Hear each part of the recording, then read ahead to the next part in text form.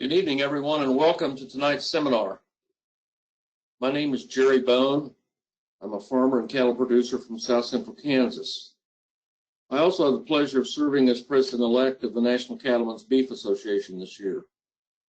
I'm pleased to welcome you to our third webinar in our series focused on soils, forage, and grazing tonight. We're proud to be partnering on this series with experts from across the country who serve at places like the Noble Foundation, Research Institute, the King Ranch Institute, NRCS, many fine land-grant universities, and also many producers that have been recognized as outstanding stewards of land, forage, and cattle. As participants, your line will be muted, but feel free to type in questions in the question box on your screen during the webinar, and at the end of the presentations, we will get to as many of those as time will allow. If you have trouble with your technology, or if you're joining us only for the audio, the webinar is being recorded and will be available for viewing in a few days at ncba.org. Just look for the producer tab on the website. The webinar tonight, titled Grazing Management, Balancing Animal and Forage Performance, will feature Kevin Yon, co-owner of Yon Family Farms in Ridge Springs, South Carolina. The Yon operation raises purebred Angus cattle in a forage-based system. The Yons are also past Environmental Stewardship Award winners. Our other presenter is Dr. Jason Sawyer. Dr. Sawyer is Associate Professor and Research Scientist at the King Ranch Institute for Ranch Management. Sawyer has a rich history in applied research and sustainable ranching.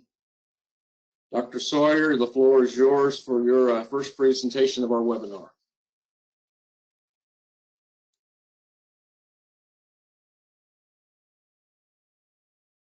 All right, well, thanks very much, Jerry, and I'm really excited to be joining in this evening, and it's a real privilege for me to be able to share some thoughts with everybody. What I hope to do is kind of talk about this idea of balancing animal and forage performance and how that fits in with grazing decisions.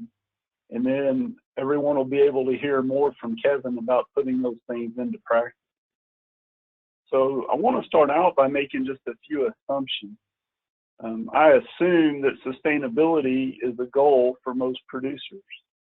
And the way that I want us to frame sustainability is as generating accessible rates of return to ownership so that we can keep operating.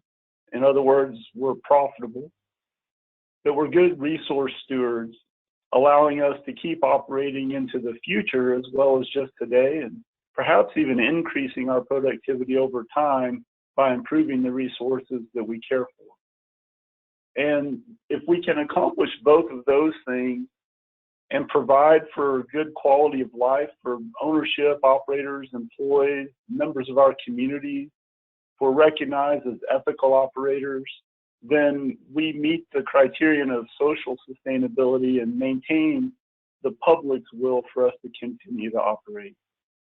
And I only put these assumptions up just to kind of provide some context as we go through the rest of our discussion this evening. Because in grazing operations, really this idea of balancing forage and animal productivity is the foundation of all of those pillars of sustainability. It impacts profitability and productivity of the business. It is the primary mechanism by which we improve the environmental resources under our care. And often the way that we manage grazing is the lens through which the public views our operations. And it is a primary mechanism by which we provide public benefit through ranching. So I really want to focus on the animal performance of this balancing act. And I want us to think about the balance between nutrient supply and nutrient demand. In grazing systems, nutrient supply is primarily provided by forages. That's our intent, at least. And the total supply of nutrients is a function of both the forage intake and its quality. Now, we'll talk a little bit later about augmenting those things with supplemental feeds, but our emphasis really is on making the most of the forages that we grow and produce. Nutrient demand, on the other hand, is the nutrient requirements of the animals that we're producing and includes both their demands for maintenance and for productivity, whether that's a cow producing a calf or a yearling adding weight. These nutrient demands are driven by type of animal, their class, production status, and the level of activity that they require in order to acquire nutrients from their environment. I'm not going to spend too much more time talking about requirements specifically because I expect everybody's familiar with these ideas. But this idea of balance is what's important. And so my little cartoon here shows this idea that on one side of the scale, we have nutrient supply, the combination of forage intake and forage quality. And on the other side, nutrient demands, the demands for maintenance, production, and activity. And if we increase nutrient supply, then the left-hand side of the teeter-totter goes down. We make that bucket bigger, and we increase productivity. The idea here is for us to always have in mind that we're balancing these two sides of the scale and how we can affect that with our grazing system. The way that we manage nutrient demand is really through enterprise selection, because the primary determinant of an animal's demand is its classification. In other words, a cow has different demands at different times of the year versus a yearling or a growing animal. Maintenance requirements are primarily driven by body size, and production requirements are driven by that animal's specific productive purpose. Here on the graph, I've just shown how how total nutrient demand varies across a year for a 1,200-pound cow. And the different colors on the bars represent the different purposes for which that energy is used. If I represented here instead the energy requirements or nutrient requirements for a growing animal, they would be more static across time, only increasing as the animal's body weight or level of productivity increase. When we think, though, about how we manage nutrient supply, intake is the primary driver of performance, and its role in providing nutrients can't be understated. Actual intake, the amount of feed that the animal actually consumes, is a balance between the amount we want them to consume and is modified by forage quality and especially forage availability. In fact, grazing management arguably has the most impact on intake in terms of balancing the animal's performance. Many of the decisions that we make in grazing systems are designed to somehow modify, improve, or manage forage intake by livestock. Now, quality also, the other component of nutrient supply, modifies intake. So on the graph on your screen right now, the blue line represents our desired level of intake. What I'm representing here is the amount of forage that an animal would need to consume in pounds per day in order to achieve 2 pounds per day of gain. This would be for a 600-pound steer. As you can see, as forage quality is low, that animal needs to consume a substantial amount of feed in order to achieve that production goal. The yellow line here, though, displays the animal's actual consumption, which increases as forage quality increases to a certain point and then begins to decline. As you can see on the left-hand side of the chart, actual intake is much below that required to meet the production objective, while on the right, actual intake exceeds our desired level of productivity. Arguably, in our grazing setting, we'd like to control the aspects of grazing and forage availability so that we can achieve our targeted production level. When forage quality declines, like on the left-hand side of our chart here, then we may need to augment that in order to continue to achieve production goals. So how do we think about grazing management in order to help us achieve this balance between forage supply and demand? And as I stated earlier, grazing management really is the most powerful tool in our toolbox to manage productivity of livestock and forage systems. Grazing management influences intake and quality, the two primary drivers of nutrient supply. But perhaps more importantly, grazing management also influences the future capacity of the ranch resource to continue to maintain production. And so if we think back to our assumptions about sustainability, grazing management becomes imperative not just for maintaining current year production, but for maintaining and sustaining or even improving productivity into the future. As we think about how grazing management actually influences productivity, I want to point to this kind of classic chart that most of you have probably seen some representation of, describing the relationship between stocking rate and productivity of growing animals in forage systems. The orange line here represents production in terms of individual animal performance or average daily gain, while the blue line represents the performance or productivity per acre in terms of average of animal gain. And as we can see, at very low stocking rates, individual animal performance is at the animal's genetic potential. You can see that it kind of levels out over here. The animals are gaining at their maximum capacity, given the quality of forage available to them. But as we increase stocking rate, average daily gain of the animal declines in almost a straight line. However, with those initial increases, we get pretty dramatic increases in the amount of beef produced per acre.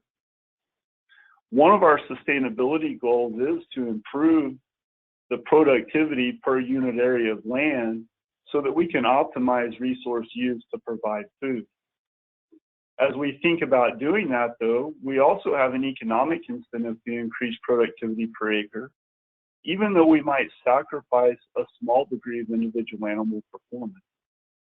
But the balance here is critical. As we increase gain per acre, we reach a threshold quickly where productivity falls off rapidly because individual animal performance is declining at a significant rate. The other thing that we face when we try to maximize productivity per acre is a substantial amount of risk, because our ability to predict precisely how much forage is going to be available during the grazing season is a bit difficult. And so we do create a risk that we fall off of the threshold over here by being stocked at a greater rate than we intended. So an attempt to maximize utilization to be stocked over here at a maximum level of gain per acre has a tendency to decrease resilience. I'm showing you on the chart some data from Woodward, Oklahoma. Now, this is relatively old data, but I think it really illustrates this relationship between stocking rate and productivity and how that affects resilience. On the left-hand half of the table here, we can see performance under heavy stocking, really represented by a level of stocking somewhere in this part of the graph that I'm circling with my arrow, versus moderate stocking, designed to be approximately where these two lines cross on the graph. And we can see that under heavy grazing in normal years, total gain per animal was lower under the heavy stocking scenario, as suggested by our orange line. But the profit per steer and the profit per acre were both greater. Now, profit per acre was greater, obviously, because production per acre was greater. But how could profit per steer be greater even when individual performance had declined somewhat? Well, this is often the trap that we find ourselves in when setting stocking rates, because as we increase stocking rate, we decrease the fixed costs associated with the business. And that, in this case, resulted in an increase in profitability per animal by reducing fixed costs, spreading them over more animal units, even though we did sacrifice individual performance. I'd like to point out, though, I've indexed these profitability measures so they're all indexed against the moderately stocked system. During drought, we see a reduction in profitability for both the moderately and heavily stocked pastures, but importantly, the magnitude of that loss was substantially greater in the heavily stocked pastures, indicating that during a drought period, although we intended to be stocked somewhere in this region of the graph, we actually ended up somewhere over here because of reduced forage availability and production. And the result of that was a catastrophic crash in productivity, resulting in nearly 100% reduction in profitability. Perhaps more importantly, even than the individual year performance, is what occurred with the forage resource itself. We can see that in the moderately stocked system, even in severe drought, there was fairly moderate loss of plant, while in the heavily stocked system, plant loss was extraordinary and took many years to recover productivity to original level. Even in a normal year, stocking at a rate to maximize production per acre resulted in small rates of plant mortality, so that we would anticipate over time an overall reduction in the capacity of this range to continue to support profitable production. Now, we might ask ourselves, what really drives that relationship between stocking rate and productivity? And I think that it really has to do with the availability of forage to an animal on a daily basis. If we look at these two graphs here, one from a Bermuda grass system in Texas, and the other from a wheat pasture system in Oklahoma, we see this relationship between forage allowance, which I've expressed as the amount of forage available per percentage of body weight of animals turned out. And we see that when forage availability or allowance is really low, productivity suffers. But as forage allowance increases, productivity increases until it reaches a point of the maximum potential of the animal given that forage quality. If I refer back to this graph, you'll see that this line for individual animal performance is exactly backwards of this line for forage allowance and animal performance, because forage allowance is really the inverse of stocking rate.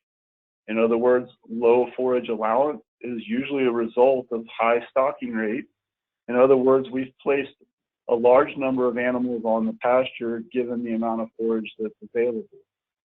Whereas as we reduce stocking rate on a given pasture, we increase the amount of forage allocated to each animal unit, therefore increasing forage allowance and allowing intake to increase, thus increasing average daily gain.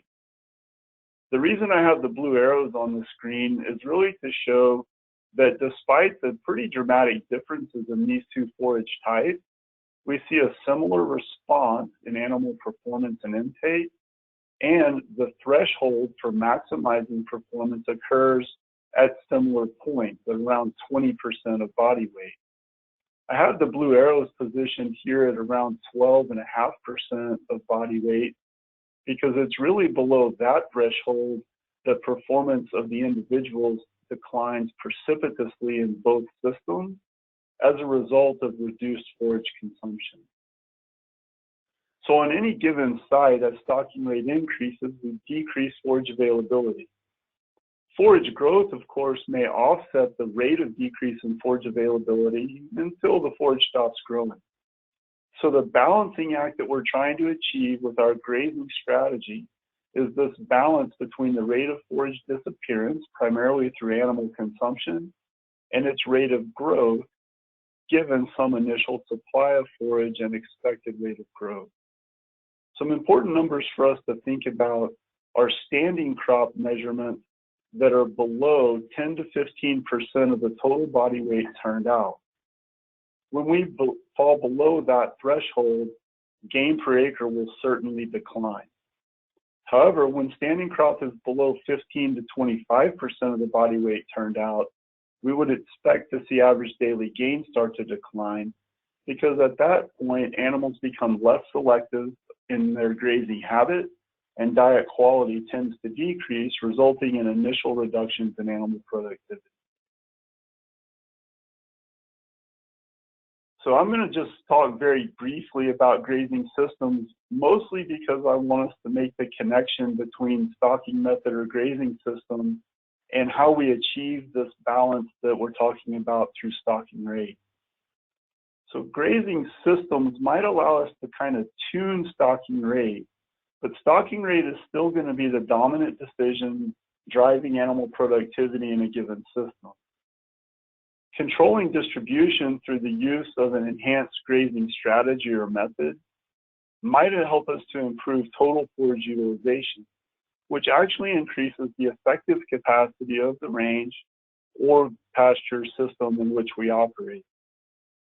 However, because most systems increase stock density within a unit, like a paddock or a grazing cell for some period of time within the grazing season, by increasing stock density on a smaller area to improve utilization, we actually push ourselves closer to those threshold points for forage availability or forage allowance.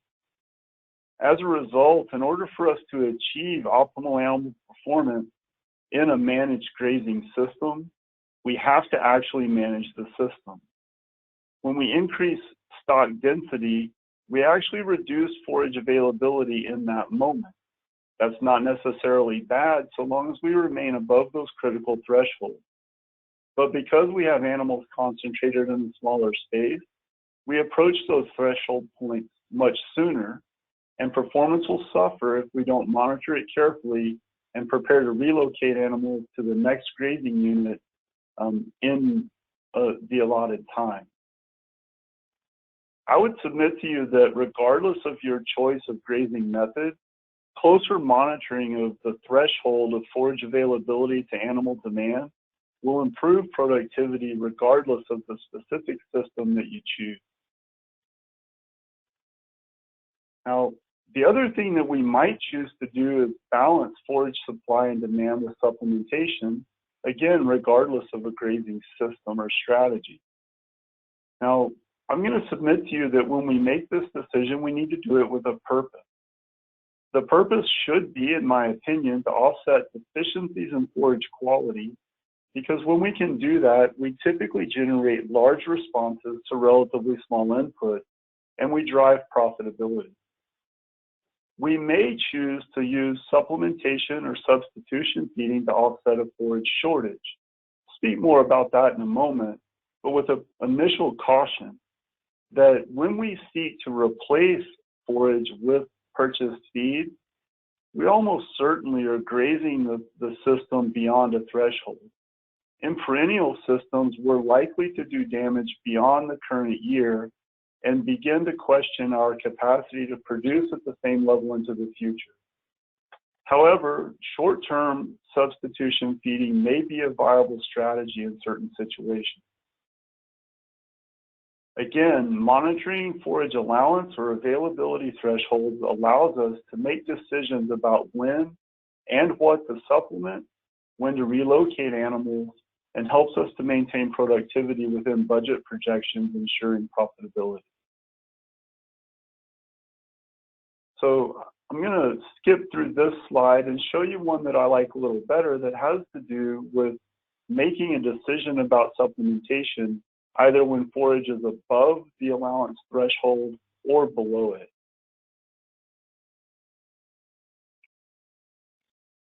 So we want to ask ourselves the question, by evaluating the pasture either by eye or by measurement or some combination of the two, do the cattle on the pasture have enough forage to consume every day?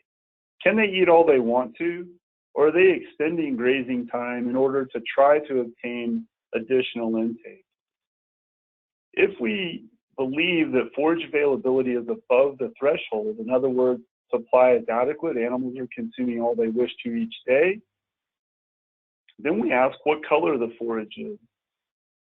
If it's green, then we've already determined that forage supply is adequate, so energy availability should be sufficient. If the forage is green, that means it's either in a growth stage or early reproductive stage, and protein levels are also probably sufficient to maintain target production levels.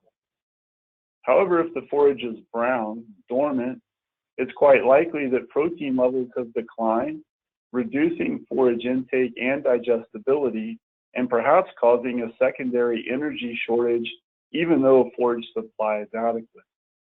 So when forage is abundant but dormant, we're likely to need to evaluate body condition of cows or perceived growth rate of yearlings in order to make a decision about supplementation. If we determine that supplementation is necessary based on condition or projected performance of the animal, protein supplementation is most likely to yield a profitable response in this scenario. If, however, forage availability is below the threshold, in other words, animals cannot consume all of the feed that they want to eat that day, they're not achieving our desired level of intake, then forage supply is inadequate and the animals are likely to be energy deficient. Our primary strategy here might be to reduce forage demand by lowering stocking rate and removing animals from that grazing unit. Our secondary consideration would be substitution feeding. If we elect to substitute feed, again, we want to evaluate the growth phase of the forage to determine what level of protein we may also need to supply along with calories.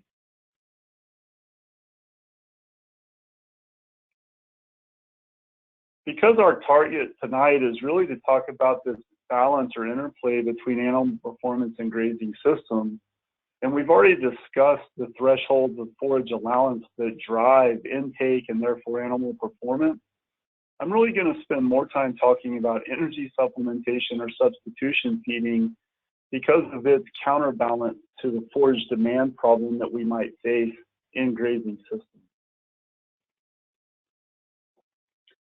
Energy supplementation with adequate forage availability is typically only profitable if forage quality is extraordinarily low, which may occur with some warm season perennials like Bermuda grass or midgrass and tallgrass prairie rangeland during the late summer, early reproductive stage.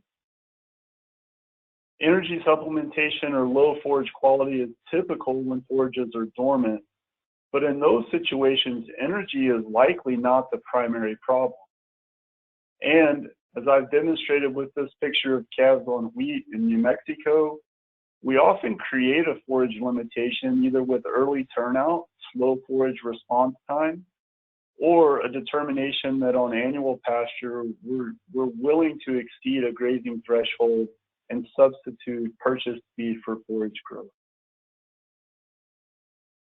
It's important for us to think then about substitution ratio, or the amount of forage replaced per unit of supplement consumed, when we think about making decisions for balancing animal performance and forage availability. When we choose to feed energy supplements at less than 0.2% of body weight per day, we have very low or non-measurable substitution rate. However, we do have typically high efficiency of supplement utilization. When we feed at higher rates of energy supplements, we will reduce forage intake. That may be our goal if we're trying to replace forage, but it may reduce the benefit of supplementation when forage allowance is already adequate. In this graph, I've tried to depict the substitution effect of feeding an increasing amount of corn grain as an energy supplement. And so the values here represent the percentage of body weight that we're feeding of corn. So if this were a 600-pound yearling, 0.5% of body weight would be only 3 pounds of supplemental corn per day. As you can see at that feeding rate, forage intake has decreased by approximately the same amount, about 0.5% of body weight. What this implies is that every pound of corn that we fed reduced forage intake by an equivalent amount. Because we're substituting forage for purchased feed here, we are achieving the goal of helping to balance forage availability, but we're doing it perhaps at a high extent. How can we predict the response to this sort of energy substitution? Well, for convenience, I'm going to talk about pounds of TDN as a unit of energy. And I just want everybody to think with me that for an animal that's already gaining weight, like a yearling steer on wheat, it takes about 1 2/3 pounds of additional TDN to generate an additional pound of gain. If we have no substitution, in other words, we feed a pound of corn and it does not change forage consumption at all, that pound of corn, which has about 0.9 pounds of TDN, should produce an additional 0.4 pounds of added gain. This is a pretty highly efficient supplementation strategy because every pound of supplement that we fed generated 0.55 pounds of gain and converted at 1.9 pounds of supplement per pound of gain. As we can see though, as we increase the amount of supplement fed and therefore increase substitution, the efficiency of supplement utilization decreases pretty dramatically. Where we were down here at less than 2 pounds of supplement required to generate an additional pound of gain, as we approach higher and higher feeding levels, supplement conversion exceeds 35 pounds of supplement required for an additional pound of gain. That's pretty unlikely to yield a profitable solution. What I've shown in the table here is just a simple break-even, assuming that the net value of gain is 80 cents. And we can see that as we include with adequate forage where we will drive substitution by feeding at increasing amounts, we can see that with forage quality that's high, our supplement conversion is extraordinarily poor, and it's unlikely that we can purchase supplements cheaply enough to make them profitable. However, if forage quality is low, even though we might substitute some of that forage for the purchased feed, our conversions are still reasonable, and the break-even cost of feed purchasing is about $240 a ton. In other words, if we could purchase an energy feed for less than $240 per ton in this scenario, it would be profitable to feed at least at low level.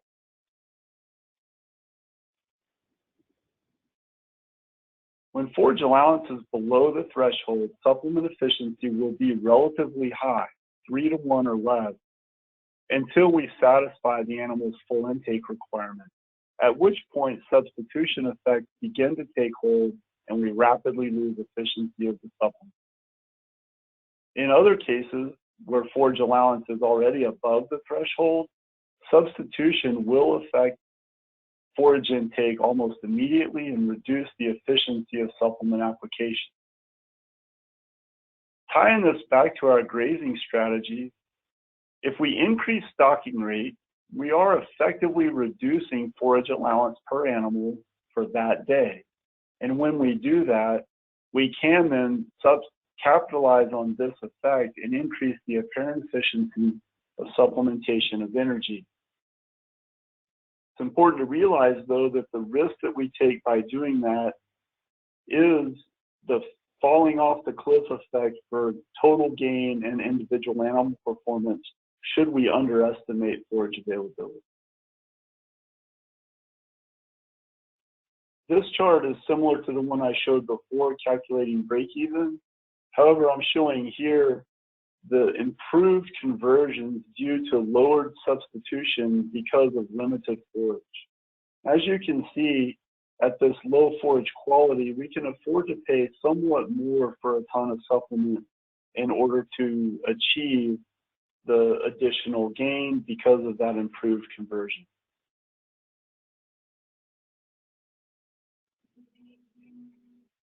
This is the same data with slightly more updated pricing. And in this scenario, like those calves on New Mexico wheat pasture that we looked at a moment ago, additional energy feed is pretty likely to be a good buy. Again, the relationship between substitution and stocking rate. As we increase supplemental feeding, we're effectively reducing forage demand through substitution and could potentially increase stocking rates. When we get out here at around 0.9 to 1% of body weight, we theoretically can increase stocking rate by 50%. Again, as we do this, the animals don't stop consuming forage altogether, and we run significant risk of degrading rangeland systems or grazing annual improved systems to a point that animal performance cannot be sustained with our supplementation strategy. So as we think about balancing animal and forage performance, I want to reemphasize that our stocking decisions are the largest tool that we have to improve productivity and enhance sustainability of the business. The way that we choose to stock the pasture and utilize our grazing capacity also helps us mitigate weather risk, as we observed in the conditions with drought and normal years at 2 different stocking rates. Because of this weather and forage production risk mitigation that we achieve through balanced stocking systems, we can stabilize profitability of the business over time, improving economic sustainability. Supplemental feeding strategies can be used to help augment the system and improve balance. But to do this effectively requires monitoring, particularly of forage availability, so that we understand when we're actually supplementing versus substituting for forage. Supplemental feeding or substitution of energy can't overcome our bad grazing decisions for very long, however. So it's important for us to know our goals in order to achieve the balanced outcomes that we seek. It's really been a privilege to speak with you this evening. I hope that we at least tied together a few things of how grazing strategies relate to nutrition and animal productivity. And at this point, I just want to thank everyone for participating, and I'm going to hand it over to Kevin. Thank you, Dr. Sawyer. You certainly did a nice job this evening of laying out the groundwork of grazing management. As we proceed with my part of the presentation, you listeners and participants, I can promise you that you can kick back in your easy chair. And I've just brought a few pictures from our farm to share with you. And my goal would be to just maybe stimulate some thoughts or questions for tonight's webinar, and to maybe just inspire all of us to be better grazers. We're a family beef cattle operation in South Carolina, in the Southeast, and if we have any advantage over some of the other cattle producing areas of the country, it would be our ability to grow forages for a lot of days each year. So as a cattle operation here in South Carolina, we try to benefit from that advantage, and it's a goal of our farm is to have something grazable 365 days a year. And do we get that done? No, not usually, but it is always a goal. And some of those days, or most of those days, might be solely grazing. But as Dr. Sawyer has so adequately described, there are other days that would be a combination of both grazing and with supplemental feed. But to be a successful grazing operation, it's our goal is to increase productivity per acre without decreasing individual animal performance.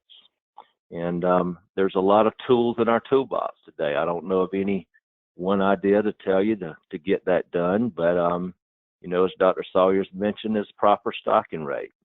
It's efficient utilization of the forages that we're able to produce.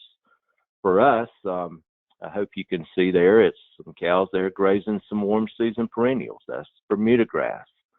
And we have such ability to grow a vast array of forages, from warm season perennials to cool season perennials to warm season annuals or cool season annuals to crop residues. And in our operation, we try to utilize all those tools. And we're always trying to bridge those forage gaps. With seasonality, we have times it's a feast or or sometimes famine during the cold winter time or during drought. But we're always looking for ways to bridge those forage gaps. And unfortunately, here at our operation, we haven't totally figured out a way to do without stored forages or supplementation. We would love to get that done, but we haven't accomplished that. So before you there is a picture of cattle grazing a warm season annual. That particular picture is pearl millet. It could be a sorghum Sudan grass or a crabgrass, but we utilize warm season annuals that can provide abundance of forage and with acceptable performance of cattle. Cool season annuals, that might be our sweet spot of planting the cereal grains along with ryegrass. We can typically in the southeast utilize those cool season annuals from the early fall all the way through the spring. And yes, there's days throughout the winter time that we aren't able to maybe graze those forages, but still it provides a long growing season, and it also provides a very a high quality forage that cattle can do very well. In the picture before us now, we see a picture of a cow-calf, and I imagine that's what most of our listeners are, cow-calf producers or stocker producers. And I think we have to think about what genetics that our cow herd is made up of, or is those genetics allow our cows to utilize whatever forages that we're able to grow in our particular area of the country. You know, I'm a believer that there's a certain genetic makeup that would fit the tropical areas as opposed to some of the shortgrass areas. And I think that we need to match the cow to the resources, or the cow to the geographical area, rather than changing the environment to meet the cattle's needs. So we'll challenge you there to think about if we've got the genetics that will utilize what we're able to produce. And we all know that good managers, if we're good managers, we use what we have to get what we want most. I think the use of stockpile forages is a big one, whether that be a stockpile warm season grass, such as this. This is Tifton 85 Bermuda grass. You can tell it's the fall of the year. And what a better forage to carry those dry cows through with very little supplementation. And in areas that can stockpile cool season fescue really have a really good advantage, is that really restricts or cuts down on the days of feeding management. But there again, stockpile forages can be a big opportunity, but it does take some management to get that accomplished. This is a picture of the dead of winter. You can see that the hardwood trees and those little short trees are peach trees. They don't have any leaves. It is cold winter time, and those cattle are strip grazing coastal Bermuda grass. Those are dry gestating cows, spring calving cows, and you can see they're in body conditions of 6 or so, and that dormant Bermuda grass is meeting their nutritional needs. And we're strip grazing. We're giving those cattle through electric fencing what they need. Every 2 or 3 days, we're moving the wire. And if those cattle began losing body condition, we would be prepared to supplement them. Could be some sort of cake or protein or energy supplement. In our case, it would be whole cottonseed. Let's see here. Crop residues. That's something, a resource that oftentimes I think we forget about. Most usually that would be from corn stalks, but it could be from any crop residue. And here in the Southeast, we grow lots of cotton or peanuts or corn. And oftentimes we forget that cattle were created to be able to utilize those crop residues by being ruminants and somewhat of a scavenger. And oftentimes that's what's pulled us through some years of some short feed supplies. So let's not forget the usefulness of crop residues. I think grazing management, we can't hardly talk about grazing management without thinking about grazing systems. And in our case, we use a lot of rotational grazing systems where we're taking larger pastures and dividing them up into smaller paddocks through temporary electric fencing, such as this is a single strand of polywire. These are weanling steer and bull calves that are utilizing some alfalfa and small grain pasture. You know, we don't often in the Southeast think about grazing something as high quality as alfalfa, but that has worked very well for us. And these bull calves might only be on this paddock for 2 or 3 hours per day, but it was able to meet their nutritional needs and give us the performance that we desired. This is a picture that, to me, that shows a lot. It's, for one thing, the calves on the right have been taught to creek graze. They would go through a creek graze and a creek gate and would go out and rotationally graze paddocks of alfalfa. Their mothers would be on a pasture of a lower quality Bermuda grass pasture. And when these calves were taught to creek graze and they all learned to go out and to better themselves, what came the day to wean those calves, and guess what? We just closed the gate and it was no longer a creek gate, and we fence line weaned those calves.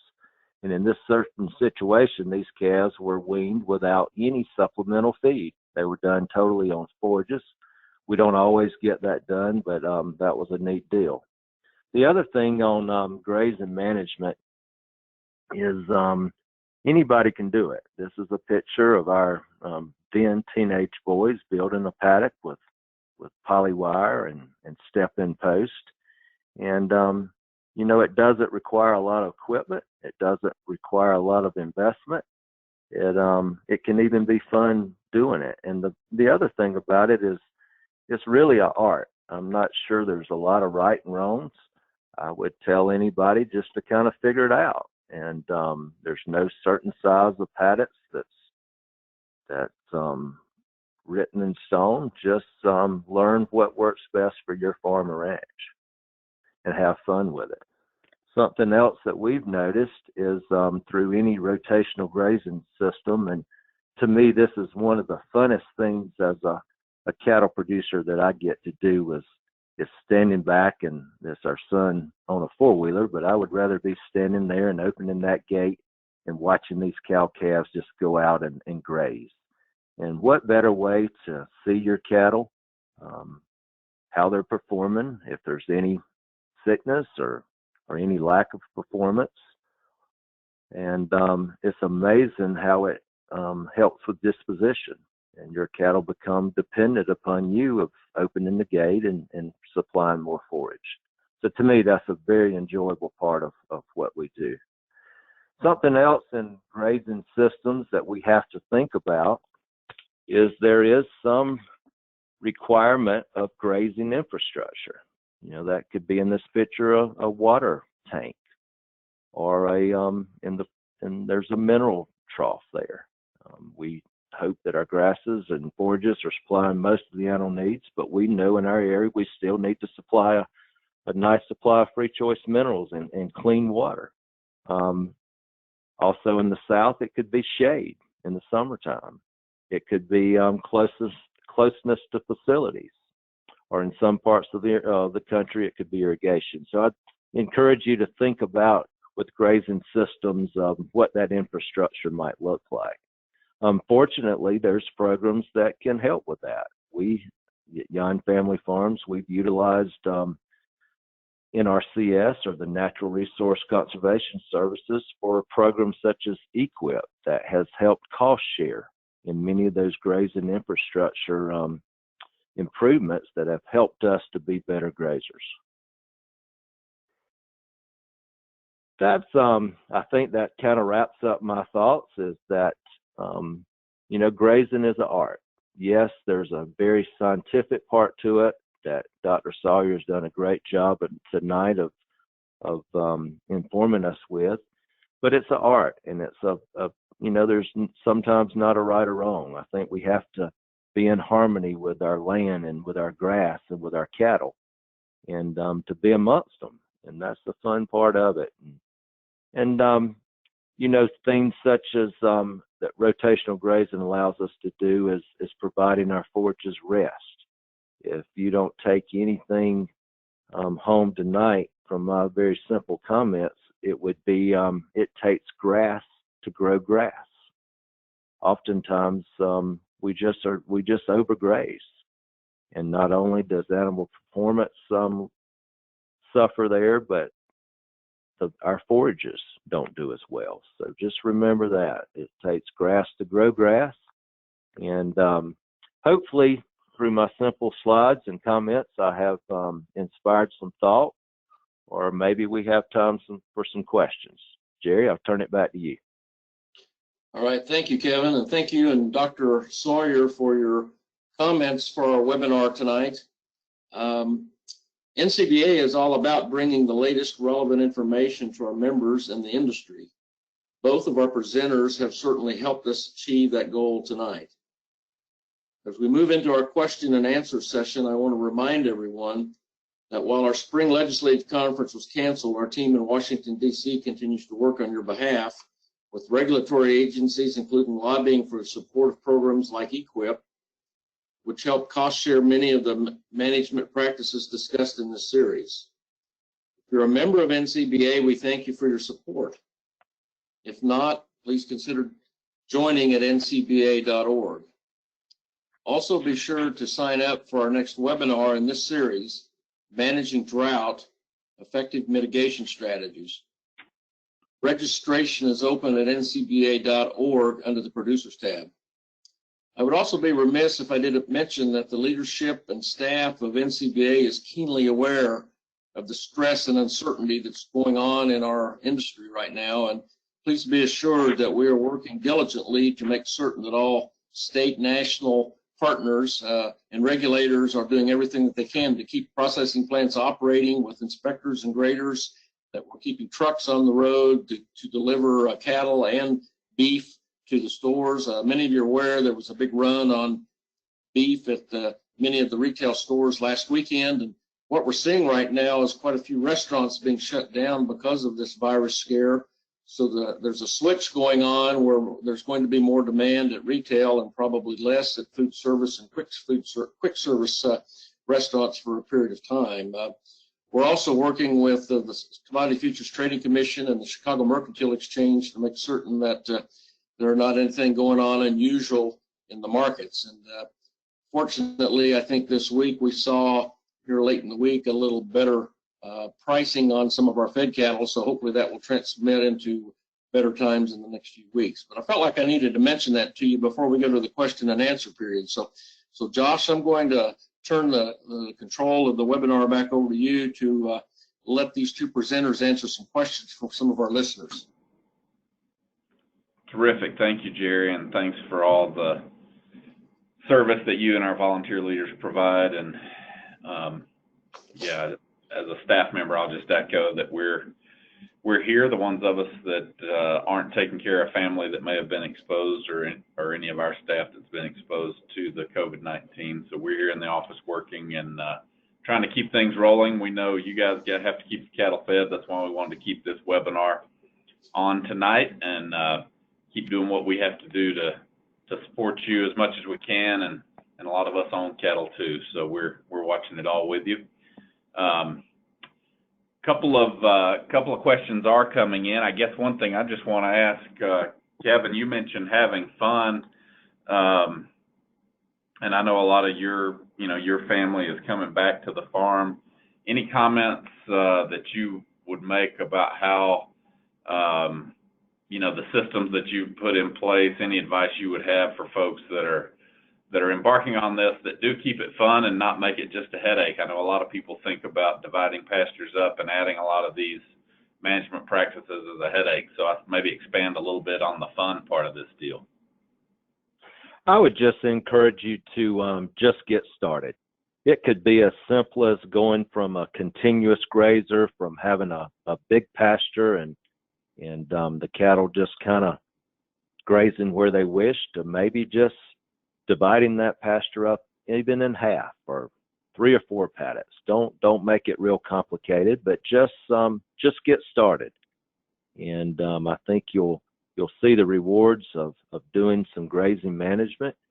And it's been very rewarding for us to see young people and not just young people, but beginning grazers, it's to start to click with them, watching the cattle and watching the grass and looking ahead and trying to get it all in sync. But that would be my encouragement, is not to become overwhelmed, but just to get after it.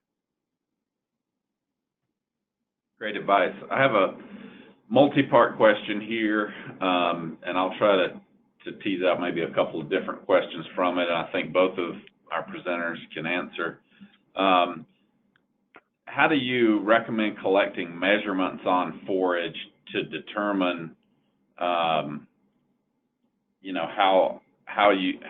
often you should rotate, when you're beginning to get close to an overgrazing situation, and maybe even how much forage is available, say, in a stockpile situation? How do you calculate, whether it's pounds per acre or grazing days, or any suggestions on those kind of calculations, or any rules of thumb you guys would recommend?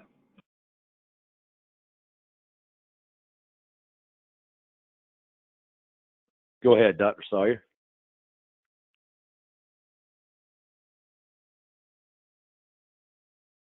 Howdy, I'm sorry, I was trying to get my microphone turned back on here. So, Josh, that set of questions in some ways is a really challenging aspect, I think, of grazing management. But I'm going to kind of echo Kevin's advice and say, maybe we can start with a pretty straightforward set of measurement tools, the ones on the front of our face.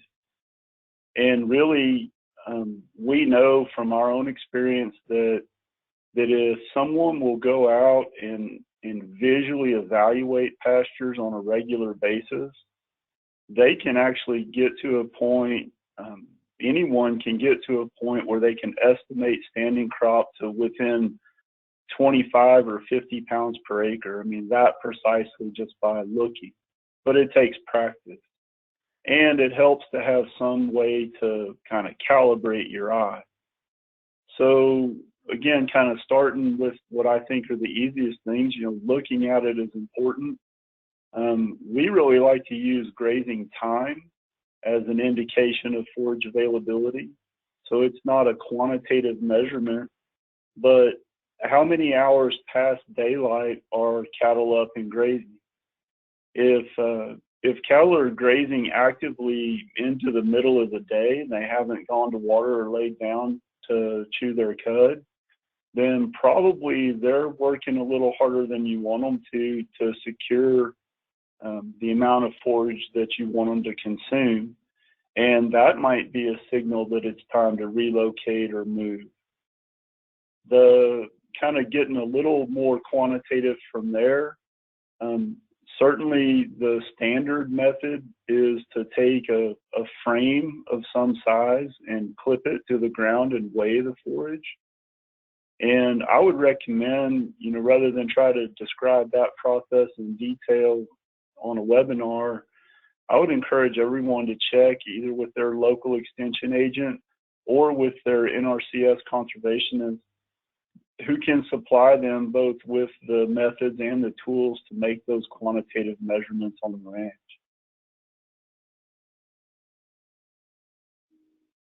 I would echo those thoughts, and just being in the forage.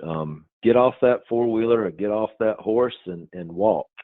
And most of us wear boots, or, to me it can be as simple as it's boot top high or ankle high, and if we're grazing paddocks and we have 10 paddocks and we see that it took the cattle 3 days to finish this paddock, then we're on target. We know that we'll give that paddock 30 days of rest. If they finished it much quicker, and we see that we're going to breeze through those 10 paddocks and in 10 days rather than 30 days, then we need to offer some supplemental feed, whether that be hay or some other forage. So I think just being a part of it and always looking ahead, seeing what's ahead of us. What's the weather forecast? Is we've got bright sunny days ahead, or we don't see faster growing? Do we have moisture? Or we're facing a drought? So there again, I don't think there's a lot of right or wrongs, but just being on the ground and looking and watching the cattle in the grass.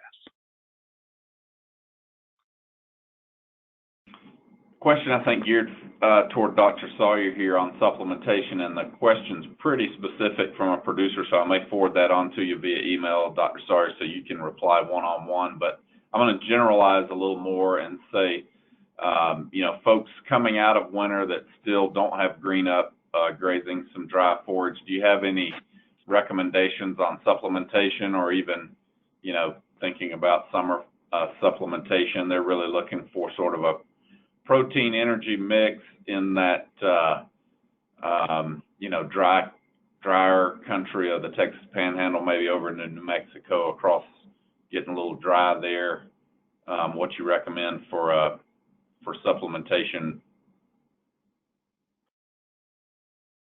Sure, Josh. I mean, unfortunately, here in South Texas, we're pretty painfully familiar with that situation today, because we don't have a whole lot of green up going on right now, and really, unfortunately, don't anticipate a lot of relief in the near future. But the first thing I would mention is, as we're looking at that situation, coming out of winter and maybe went into winter a little bit short, and so we're grazed.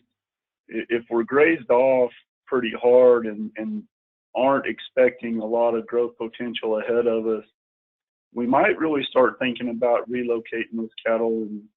And if we don't have a place to do that, thinking about a more aggressive substitution feeding strategy to try to reduce pressure on that pasture. And as Kevin said, it takes grass to grow grass. And so we really don't want to set ourselves up to miss a growing season by being too aggressive too early.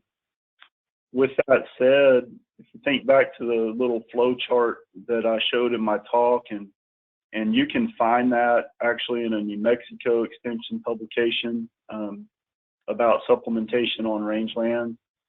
But if we're looking at a reasonable amount of forage, we just haven't achieved green up yet, and cow condition is starting to slip, and protein supplements are probably indicated there.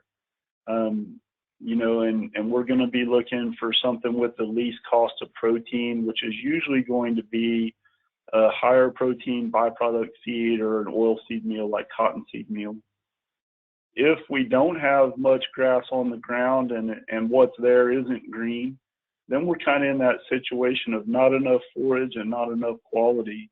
And we're probably going to be looking there for more bulk, and then augment that with some sort of feed stuff that's going to be in the 25 to 30% protein range. Kevin mentioned that in their operation, they have access to whole cottonseed, and whole cottonseed may be one of the most ideal feedstuffs for that situation that exists if you have the means to handle it and it's available to you. Some similar feeds are the grain byproducts like distillers grains or corn gluten feed that usually price in reasonably well from a protein standpoint and supply sufficient additional energy to help us substitute that forage deficit. So those would be the types of things I might look at. The one thing I didn't say is hay. Obviously, that would be kind of the preferred solution in many parts of the country, but in the regions that you were describing, access to hay that's affordable enough to really carry cows for very long might be a challenge. So I was focusing on transportable commodities a little bit more. Yeah, I think you answered that perfectly. That was the question. I don't think they had a lot of access to hay. Another follow-up in this sort of similar supplementation strategy, it's from a different producer, but I think they're following up on this question. How many times a week would you recommend, supplementing if you're doing more of that hand type feeding, not using a block or something, but you're actually going out and manually putting feed out some way? Is there a number of days a week that you recommend to optimally do that, with balancing labor and what the cattle need? Absolutely. That's a great question, and something we've actually spent a fair amount of time kind of looking at and thinking about, not just us, but a number of people. And there's a pretty good kind of a general rule of thumb that I like to use.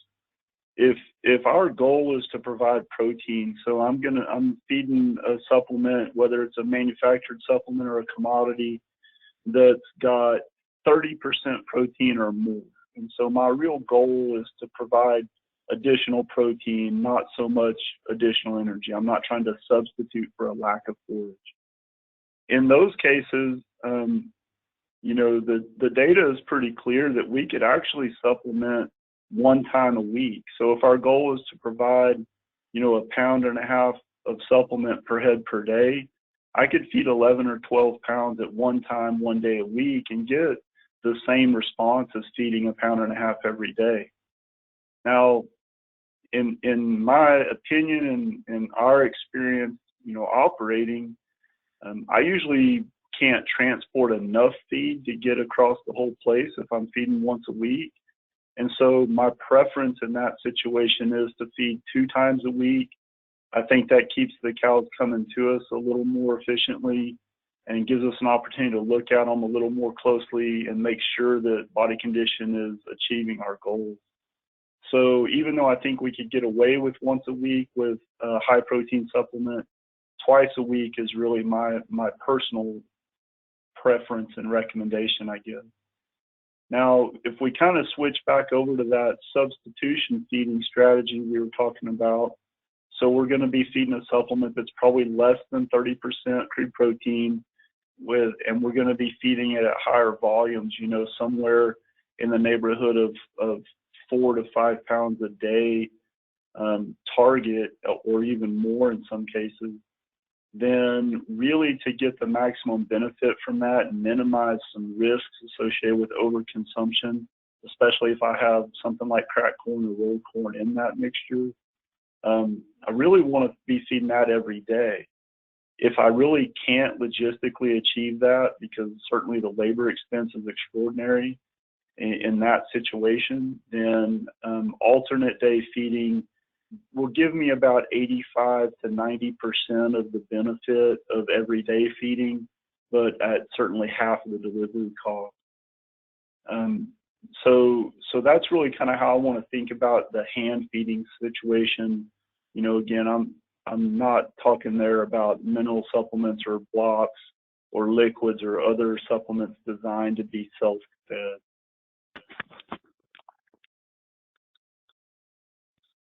Going back to that first question, one of the pieces in that question was geared a little more toward technology. I know you guys really talked more about, visualization and practice in planning and rotating and those sorts of things. There is a lot of technology rolling out just in the last year or so around grazing and that and soil health. I think there was an article this month in Successful Farming on, some new technology on soil testing. Anything you guys have heard or seen or thinking about trying out technology-wise, just to kind of answer that part of the question, that's relevant to whether it's soil health or forage quality, quantity, anything that would help make those decisions easier or quicker?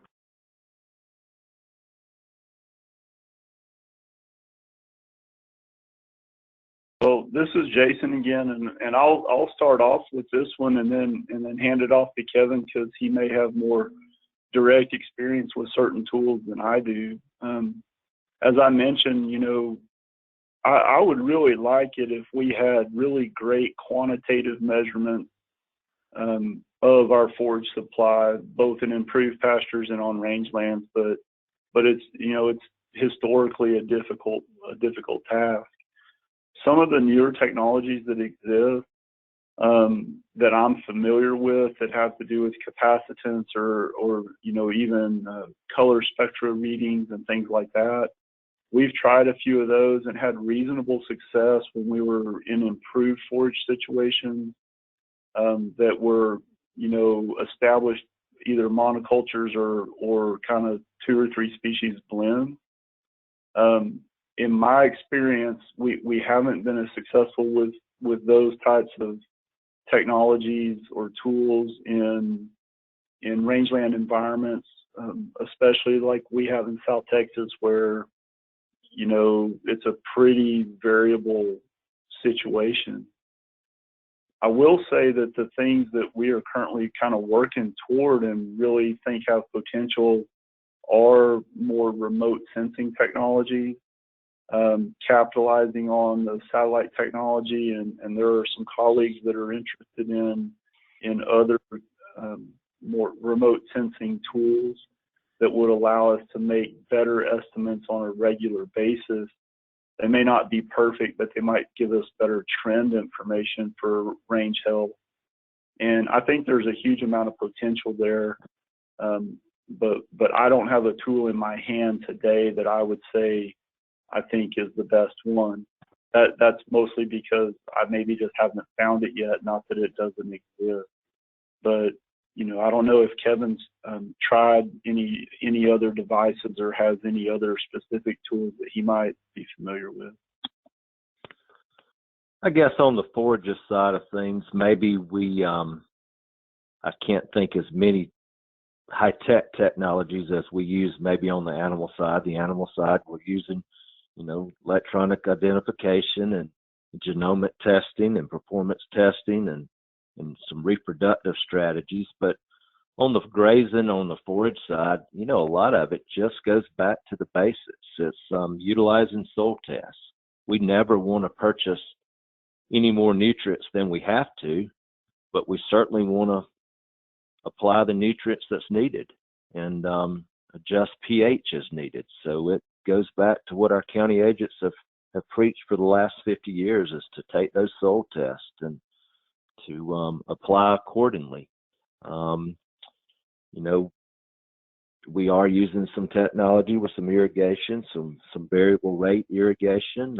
We're using some technology with some precision application of chemicals or application of fertilizers, where we're not having a lot of overlap and we're covering where we need to cover and not over applying. And so I think some of those just goes back to the basics of soil fertility and soil health and weed control. You know, there's way better herbicides out there that we can utilize those technologies and control weeds than we had 5, 10, 20 years ago. So I guess we are utilizing technology, but it's still, it goes back to the basics.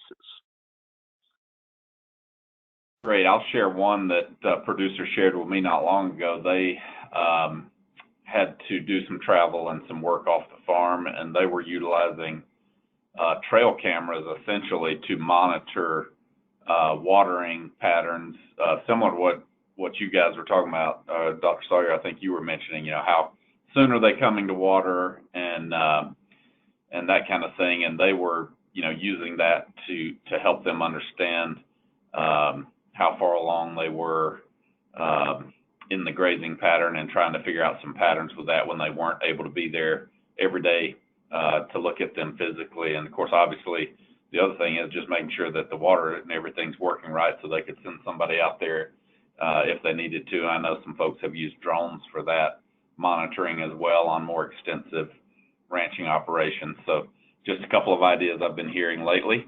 With that, I don't have any more questions. I really want to thank our presenters tonight. Great presentation. Appreciate you guys being so transparent and sharing so much of your knowledge. Thank you, Jerry, again, for your leadership and for hosting tonight. If we can do anything for any of you, shoot us a message, and we will hopefully catch you on the next webinar. Have a great night and stay healthy out there, everyone. Thank you all very much.